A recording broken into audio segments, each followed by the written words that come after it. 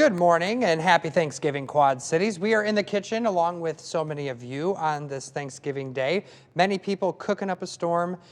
We have Chef Stephanie Godke from the Mississippi River Distilling Company joining us this morning. Good morning. Good morning. Happy Thanksgiving. Happy Thanksgiving to you.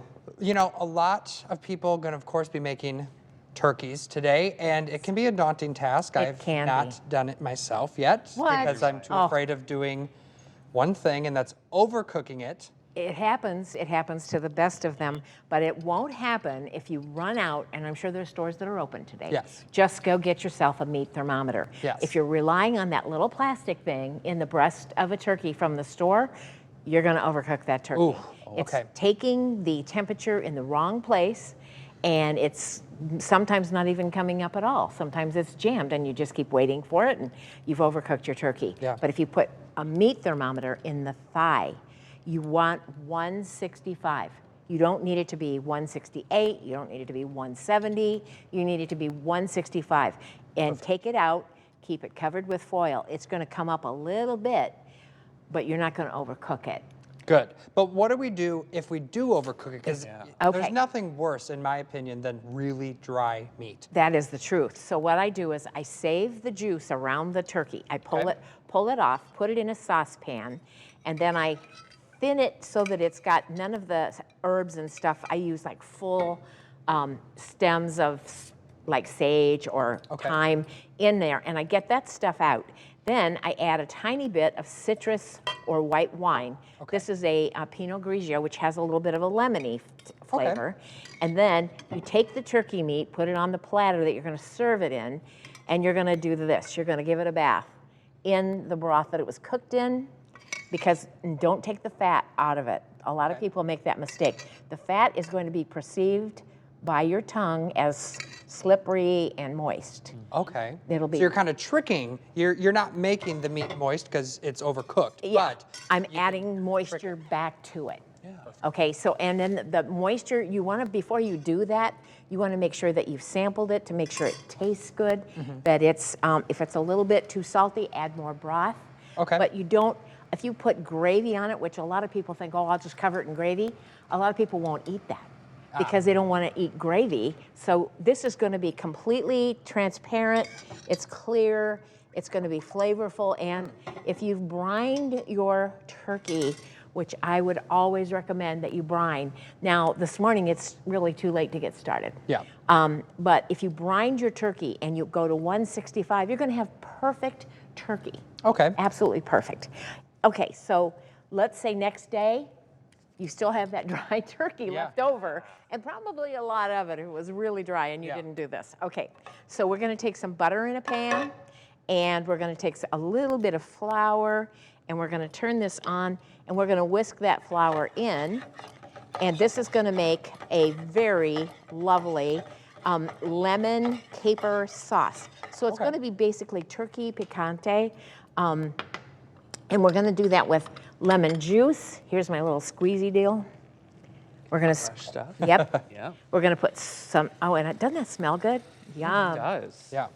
So that's gonna clean up the flavor. It's not gonna seem, you know, greasy or anything. We're gonna add a little bit of white wine, and if you have leftover white wine, go with a Pinot Grigio again, because it's gonna, or Chardonnay. There's never leftover. Well, no, I know. Another bottle. Well, I usually have to hide it from my relatives, hide a bottle from my relatives.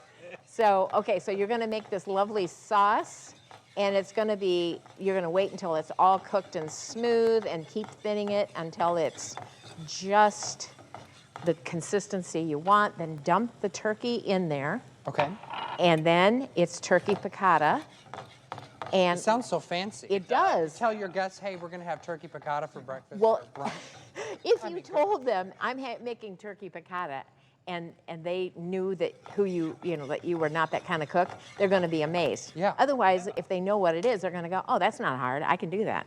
So there's capers. Okay. Now, why do I add capers? Because they are salty. That's going to bring the flavor up. A little bit of fresh ground pepper might be a great idea. Okay. But at this point, you take the over-dry turkey that you served and have leftovers, you put that in there like so. Okay. And then you can serve that over mashed potatoes. You can serve it just with pasta. Now, I know not everybody likes capers. It's either kind of a you love it or hate it type thing. Right. Is there an alternative? There is an alternative. Just leave them out and Okay. heavy salt. Then you're going to add a little bit more salt. Okay. But Fair enough. Yeah. There's If no you- shortage of salt at my house. Well, if you don't like the relish trays left over, you could also add like green olives. Oh, okay. Chop those up and put that in there, especially if there's those little pimentos in the middle, yeah. because that add color. Okay, And it cool. has basically the same flavor profile as the capers do. Okay. But, you know, the good thing about adding stuff like that to a sauce is if there's a few lumps, Yeah. nobody cares. Okay, so that's no over big here, deal. this is a sandwich the next day.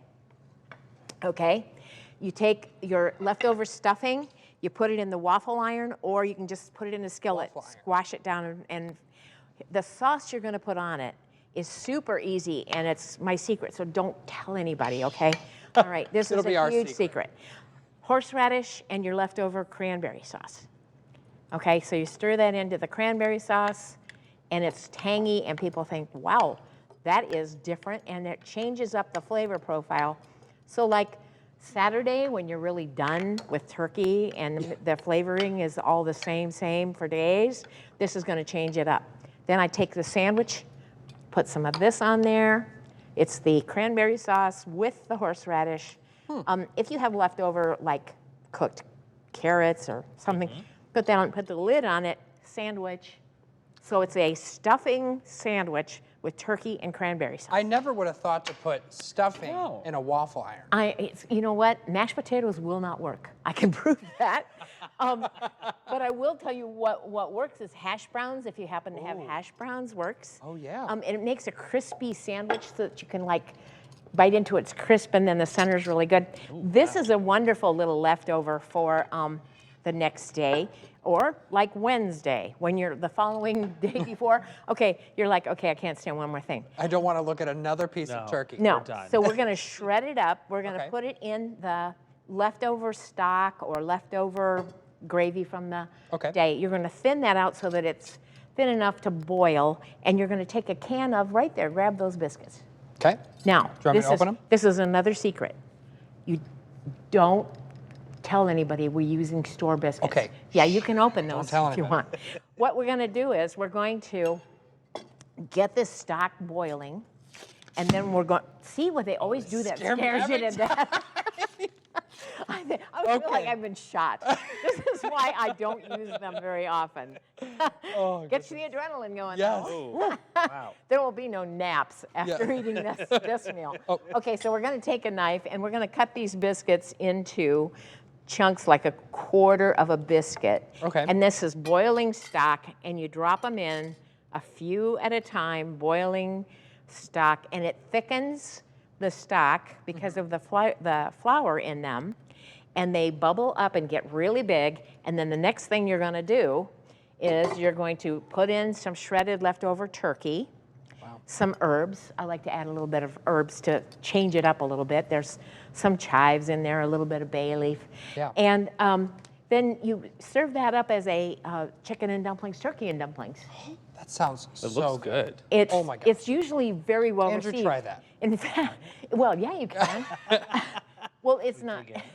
You know We what, can't though? be It's here at cold. Thanksgiving. Oh, that's all right. Okay. I'm not picky. It's food. Well, you here's know? the deal, though. When you're done with the leftovers, you're going to want to change it up enough that people go, oh yeah, that's a different flavor, different texture. But the most important thing is you've got like the turkey, if it's in the oven already, please don't overcook it. Don't over. Yes.